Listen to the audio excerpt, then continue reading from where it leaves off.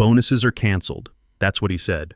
Right there in the middle of our victory celebration. We were still passing around cold pizza and warm sodas from the break room. Everybody riding high because we just crushed our Q3 targets by 285%. Not 20%, not even 50%, 285%. You'd think we'd cured cancer with spreadsheets the way our operations floor was buzzing. My name's Wesley Harper. I'm 48, and I've been Director of Manufacturing Operations here for 14 years. Started as a junior production analyst right after my Navy stint, worked my way up the old-fashioned way, earning every promotion on the shop floor before moving to the office. My throat was raw from back-to-back calls closing that Fortune 100 automotive contract. My inbox was a battlefield of signed purchase orders and approved spec changes. Even Logan from IT was smiling, and Logan hasn't smiled since his divorce back in 2019. Then in strolls Preston Walsh, khakis pressed tighter than his budget projections, hair so perfectly styled it probably had its own maintenance contract. No hello, no congratulations. Just that smug lean he does when he's about to drop something monumentally stupid.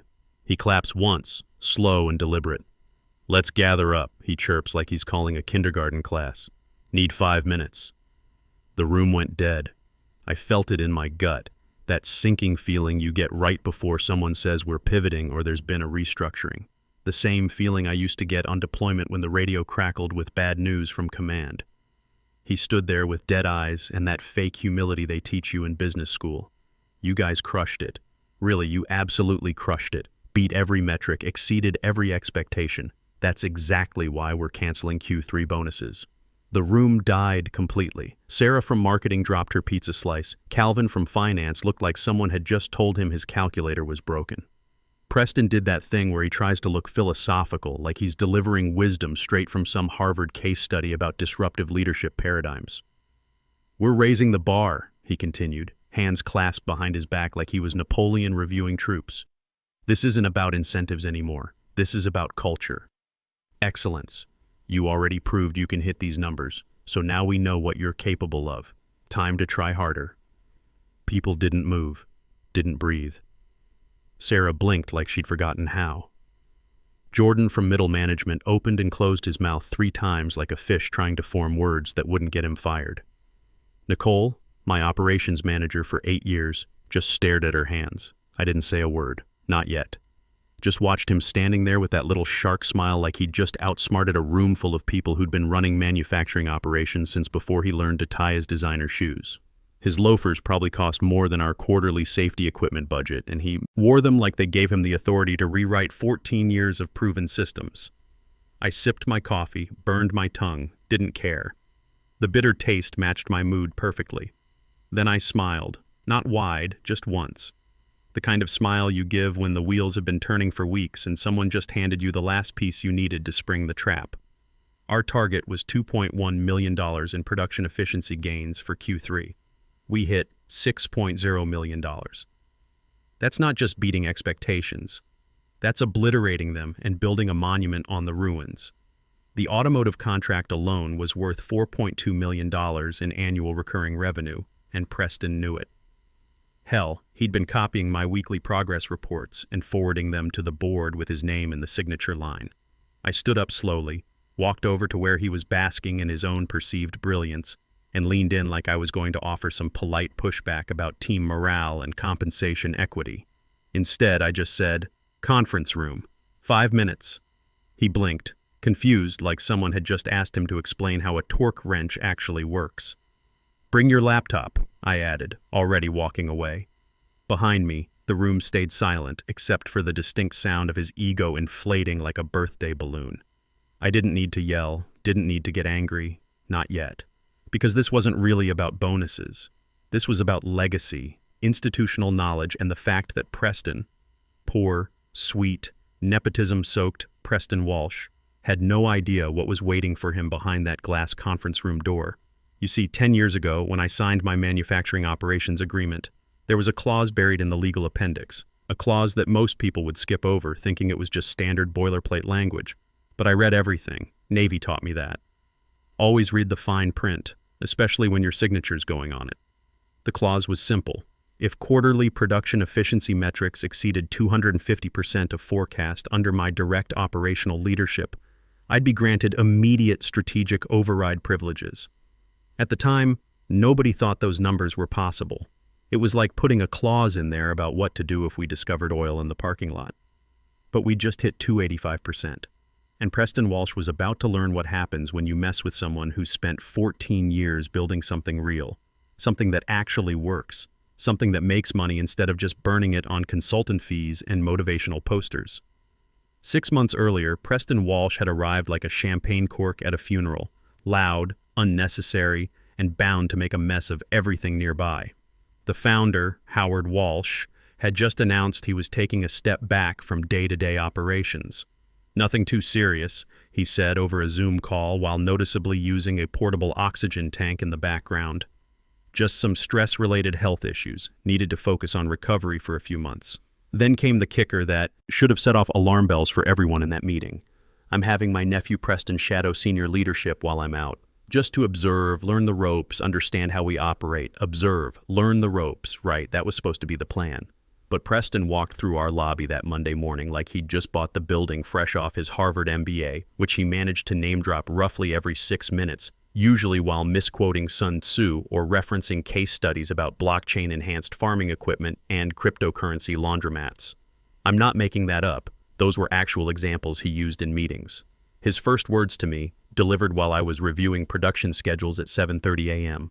"So you're the one still using Excel instead of AI-driven predictive analytics? Cute." He said it with that condescending smile you see in LinkedIn posts about disrupting traditional industries. That week, my calendar exploded with meeting requests. Half of them had titles like Reimagining Manufacturing Pipeline Synergy and Innovation Jam Session, Industry 4.0 Transformation. I thought someone was pranking me until Preston sent a Slack message asking if I could align my operational narrative with the quarterly innovation vibe. I responded with a screenshot of our actual production dashboard, efficiency metrics, downtime tracking, quality control data, real numbers that actually meant something. He replied with a thumbs-up emoji and a fire symbol. 3 days later, Nicole Reed, my operations manager and right hand for 8 years, was transitioned to a consulting role to focus on external opportunities. That was corporate speak for "you're fired, but we're pretending it's your choice." 2 days after that, Bryce Miller from Data Analytics was reallocated for talent optimization initiatives. By the end of the first week, I was the only person left from the original manufacturing leadership team who didn't speak exclusively in pitch deck buzzwords or wear designer sneakers to production floor meetings. Preston started reshuffling departments like it was fantasy football draft day. He brought in his fraternity brother Hunter Kane as head of talent culture and workplace transformation, a guy whose primary qualification was hosting a podcast called Grindology, where he interviewed other people who also hosted podcasts about grinding. The episodes were exactly as useful as they sound. That was followed by a parade of consultants who looked like they'd never set foot in an actual manufacturing facility. Brand managers who brought ring lights to quarterly reviews. Strategy interns who said let's circle back on that instead of answering direct questions about production capacity. One guy named Mason Ford, who literally called himself a thought architect and spent $15,000 of our consulting budget explaining how our manufacturing processes needed more creative disruption energy. I tried to make it work. God help me, I really tried. I smiled through meetings where grown adults drew emojis on whiteboards. I rewrote production reports using language that wouldn't give me a migraine. I sat through Preston's mindshare briefings even when they involved discussing how we could gamify quality control metrics and leverage social media influencers to improve employee engagement on the factory floor. I had one job during all this chaos: keep the production lines running, protect the systems we'd spent over a decade building and refining, and make sure our delivery schedules didn't collapse under the weight of all this innovation theater. Do what guys like me have always done in corporate America: hold the line while the MBAs play dress-up CEO. Then came the big opportunity, that Fortune 100 automotive contract. Ford Motor Company needed a precision parts supplier for their electric vehicle production line, and this was exactly the kind of high-volume, high-precision work we'd been positioning ourselves for over the past 5 years. I'd worked on the strategy proposal for 2 months straight. Nights, weekends, hell. I outlined half of it on a flight to Detroit using cocktail napkins because my laptop died and the airline's Wi-Fi was about as reliable as Preston's understanding of actual manufacturing. The contract requirements were complex: multi-tier quality certifications, just-in-time delivery schedules, integration with their supply chain management systems. It required real industry knowledge, actual experience with automotive manufacturing standards, and the kind of operational expertise you don't get from case studies. I briefed Preston thoroughly, prepared him with a comprehensive overview document, walked him through 3 practice presentations, even created simplified talking points for the technical questions. He nodded along and asked if we could make the PowerPoint slides more visually dynamic and whether our company logo could be bigger. He walked into that Ford pitch meeting like he was auditioning for Shark Tank, gesturing wildly and throwing around phrases like agility-first manufacturing verticals and cross-pollinated production deliverables. I physically cringed watching him explain our synergistic approach to automotive component optimization, while the Ford engineers exchanged glances that clearly said, "What is this guy talking about?" Somehow, by sheer force of market timing and the fact that my actual operational data spoke louder than his corporate word salad, we landed the contract. Our production capabilities were exactly what they needed, our quality metrics were solid, and our delivery track record was spotless. The next morning, I opened my email to find a company-wide announcement from Preston with the subject line, Q3 Victory Lap. First sentence: proud to share the success of my strategic automotive sector pivot and innovative client acquisition methodology. My name wasn't mentioned once in that email, not once. 14 years of building relationships, developing expertise, and delivering results, and I'd been erased from my own success story by a 28-year-old who couldn't tell the difference between a torque specification and a talking point. I stared at that email for a long time, long enough for my coffee to get cold, long enough for the production floor shift change to happen outside my office window, long enough for my hands to stop shaking from pure frustration. But I didn't reply, didn't fire back with a correction, didn't even leak it to the internal Slack channels like part of me wanted to. Because that clause was still sitting in my personnel file, buried in a folder I hadn't opened in years. A clause that didn't care about Harvard degrees or nepotism or who had the best hair gel budget. I printed out that email, folded it neatly, and put it in my desk drawer right next to the original hiring agreement. Then I went back to work, running the numbers, checking the production schedules, making sure we'd hit every single metric we'd promised Ford. Because when you're building a trap, patience isn't just a virtue, it's the foundation.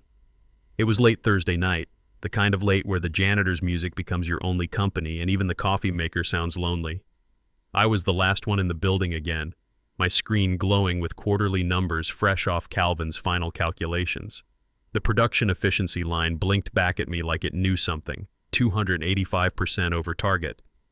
We hadn't just hit our goals, we'd obliterated them, buried them in the parking lot, and built a monument on top.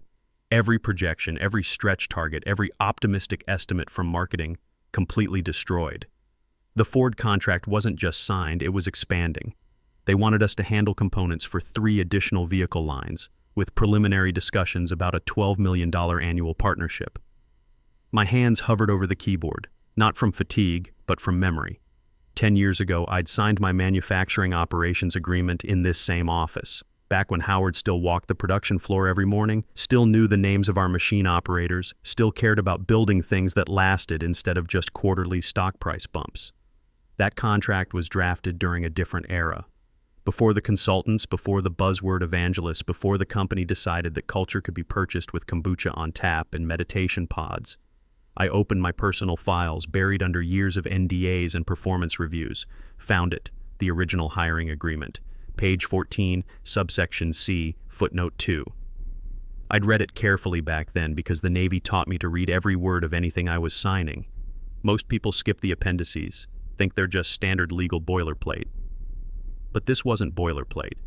If quarterly production efficiency metrics for manufacturing operations exceed 250% of forecast under the direct operational leadership of Wesley Harper, he shall be granted immediate and temporary strategic override privileges, including but not limited to voting presence in executive-level decisions pending board ratification.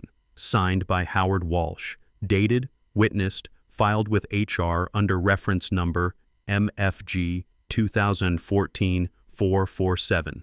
Still valid, still enforceable. I leaned back in my chair and stared at those words.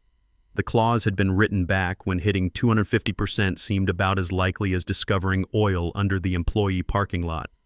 It was supposed to be a motivational carrot, something generous sounding with zero risk. Legal decoration for a manufacturing director, they never expected to actually deliver those kinds of numbers. But we'd just hit 285%. And Preston Walsh was about to learn what happens when you underestimate someone who's spent 14 years turning theoretical targets into actual results. I printed the page on premium paper. Something about the weight made it feel more ceremonial. Highlighted the clause in thick yellow marker, then copied it again just to be thorough. Placed it in a folder with our Q3 performance report clipped behind it, every number verified and cross-checked. The next morning, I made 3 phone calls. First to Jessica Collins in legal, one of the few people in that department who'd survived Preston's organizational optimization. Her voice dropped to a whisper when I read the clause aloud. "That's still active?" she asked, sounding like someone who'd just realized they'd been sitting on a live grenade. "Yep. And our efficiency metrics hit 285.3%. Long pause. Then a low whistle. "Wesley, you're going to need a much bigger office." Second call went to our former compliance director, semi-retired and fishing somewhere in Montana. He remembered drafting the clause, laughed for a solid 30 seconds before saying, "Son, I hope you kept all the receipts for this one." Third call, I didn't make one. I sat with it, let the silence sink in. This wasn't about rushing. This was about timing. Move too fast and it looks personal, vindictive. But let Preston climb just a little higher. Let him plan one more condescending all-hands meeting, and the fall would have real impact. That folder stayed on my desk like a loaded weapon for exactly 3 days. Then came Monday morning's bonus announcement, and Preston handed me the perfect moment on a silver platter. After his performance should be baseline speech, I'd asked him to meet me in the conference room. Now we were face to face across that polished table, and Preston was already starting to fidget. He'd brought his laptop but hadn't opened it yet, probably expecting some kind of employee relations conversation about team morale. "So," he said, leaning back in his chair with that practiced casual confidence, "I get that people are disappointed about the bonus situation, but we need to focus on sustainable motivation models rather than—" "Preston," I interrupted quietly, "can you pull up the org chart for manufacturing operations?" He blinked, confused by the change in direction. "I mean, sure, but I don't see how that's relevant to humor me." He clicked around for a minute, clearly not sure where to find it. Finally got a PowerPoint slide up showing the department structure with his name at the top and mine somewhere in the middle tier. "Okay, here's the current leadership framework. As you can see, we've optimized the hierarchy for—" "Now pull up our Q3 performance metrics." More clicking. He found Calvin's summary report, the one showing our 285% efficiency gain. "Right, and these are obviously great numbers, which is exactly why we're raising expectations instead of just throwing money at—" "Preston." I slid the folder across the table. "Open it." He looked at the folder like it might contain his performance review, which in a way, it did. Flipped it open to the highlighted contract page, started reading, his confident expression slowly melting like ice cream in July. "I don't understand what I'm looking at here," he said, but his voice had lost that cocky edge. "That's my original hiring agreement. Subsection C, footnote 2. The highlighted part gives me strategic override authority when production efficiency exceeds 250% of forecast. We hit 285%. Howard's signature is right there at the bottom." Preston stared at the page like he was trying to read hieroglyphics. "But this is just some old contract language. Legal boilerplate. Nobody actually enforces. It's not boilerplate. It's a performance trigger clause, and it just got activated." I pulled out my phone. "I've already confirmed its validity with legal. Jessica's preparing the formal documentation as we speak." His face had gone from confused to pale to something approaching panic. "Look, Wesley, I think there might be some misunderstanding here about chain of command and organizational structure. Modern management doesn't really operate on these kinds of legacy." "Modern management," I said, closing the folder, "should probably read contracts before canceling bonuses for record-breaking performance." That's when I saw it. The exact moment when Preston realized he wasn't the smartest person in the room. Maybe never had been. His carefully constructed authority was built on quicksand, and the tide was coming in fast. I stood up and walked to the conference room door. Howard's joining us via video in 10 minutes. The department heads will be here too. I suggest you use that time to think about whether you want to handle this transition professionally. I left him sitting there with the folder, probably calculating how fast he could call Uncle Howard for backup. But Howard Walsh didn't get where he was by backing down from his own signature. And Preston was about to learn that when you're standing on someone else's foundation, they always hold the blueprints. 10 minutes later, the conference room filled with the quiet tension of a courtroom before verdict. Department heads trickled in, looking like they'd rather be anywhere else. Sarah from marketing sat down carefully, eyes darting between Preston and me. Calvin clutched his laptop like a shield. Logan from IT actually showed up early, which told me word was already spreading through the building. On the main screen, Howard Walsh's face appeared in that familiar corner tile. Still thin from his health issues, still using the oxygen tank, but his eyes were sharp as ever. The kind of sharp that built this company from 12 employees in a rented warehouse to 500 people across 3 facilities. Preston straightened in his chair, probably expecting Uncle Howard to straighten this whole mess out with a few words about family loyalty and chain of command. Maybe remind everyone who was really in charge here. "Morning, everyone," Howard said, his voice carrying that gravelly authority that came from 30 years of making decisions that actually mattered. His eyes swept the room, pausing on Preston before settling on me. "Wesley, I understand you have something important to discuss." I didn't waste time with pleasantries. Clicked the remote and brought up our Q3 performance slide. 285% efficiency improvement over forecast, $6 million in verified savings, Ford contract signed and expanding to 3 additional product lines. Howard nodded slowly. He'd seen these numbers already, but this wasn't about the numbers. This was about what came next. Additionally, I continued, I'd like to reference subsection C, footnote 2 of my 2014 manufacturing operations agreement. I clicked to the next slide. The scanned contract page, highlighted clause clearly visible. Performance threshold met. Strategic override authority now active. The room went dead silent. Preston's face had gone from confident to confused to something approaching terror as he realized this wasn't going to be the family intervention he'd expected. Howard stared at the screen for a long moment. When he spoke, his voice was quiet, but carried the weight of someone who'd just watched his own signature come back to haunt his family. I remember that clause. I insisted on it myself. Preston finally found his voice. Uncle Howard, this is just some outdated contract language. We can't seriously be considering... Son, Howard interrupted, and the single word carried 30 years of disappointment. Stop talking. The silence stretched until it became uncomfortable. Howard's eyes moved from the contract to Preston, then back to me. Wesley, what are you requesting? Full operational authority for Q4, personnel restoration, budget oversight, strategic planning. No interference, no committee reviews. I slid a folder across the table toward the camera. Jessica in legal has the formal documentation ready for your signature. Preston tried one more time. This is obviously some kind of power grab using legal technicalities. Modern corporations don't operate on these kinds of legacy. Preston. Howard's voice cut through the room like a blade. You're done. Pack your office. Security will escort you out in 20 minutes. The words hung in the air like smoke. Preston opened his mouth, closed it, opened it, again. For once in his life, he had nothing to say. No buzzwords, no case studies, no thought leadership frameworks. Just the reality that nepotism only works when the family member with actual power is on your side. He stood up slowly, gathered his designer notebook, and imported water bottle, and walked out. No dramatic exit, no threats. Just the quiet shuffle of someone who'd finally realized he was never actually qualified for the job in the first place. Howard turned his attention back to me. The board's prepared to offer you interim executive authority, reporting directly to... No, I said gently. I appreciate the offer, but I don't need a title to do the job. I just need the authority to fix what got broken. He smiled for the first time in months. Approved. That afternoon, I sent 2 text messages. First to Nicole Reed. Come back, your desk is waiting. Second to Bryce Miller. Operations needs its data guy. Are you interested? Both responded within 10 minutes.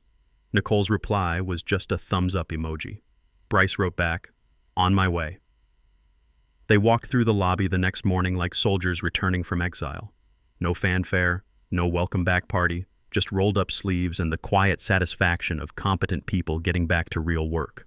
Hunter Kane, Preston's podcast hosting head of culture, quietly submitted his resignation that Friday. Mason Ford, the thought architect, simply stopped showing up. His $15,000 consulting contract was terminated for non-performance, and our legal team was surprisingly efficient about getting our money back. 3 weeks later, Howard's name lit up my phone screen at 6:15 a.m. "Wesley, I need you to look at something." An hour later, I was back in the conference room with a merger proposal from Parker Stevens, CEO of Atlantic Manufacturing Solutions. East Coast company, bigger than us in automation technology, smaller in production capacity. Perfect synergy if handled right. Parker joined via video, all business and no nonsense. "We've been watching your Q3 performance. Impressive doesn't begin to cover it. We'd like to discuss integration, but we have one non-negotiable requirement, which is full operational oversight from Wesley's team. No outside management, no transition committees, no consultants. Just the people who actually delivered those results." Howard looked at me through the screen. "Your call, Wesley." I thought about the past 6 months. Preston's chaos, the consultant parade, watching good people get pushed out for buzzword compliance.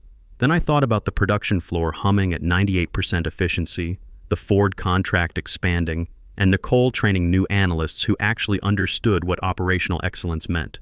"Let's do it," I said. The paperwork was signed within 2 weeks. No drama, no restructuring announcements, just two companies that knew how to build things combining their strengths. 6 months later, I got a LinkedIn notification. Preston Walsh had started his own disruptive consulting firm called Innovation Catalyst Solutions. His company page had 23 followers and one case study about leveraging synergistic paradigm shifts. I smiled, closed the laptop, and walked out to the production floor. The machines hummed steady at 97% efficiency. Our Q4 numbers were tracking 22% ahead of the combined projections.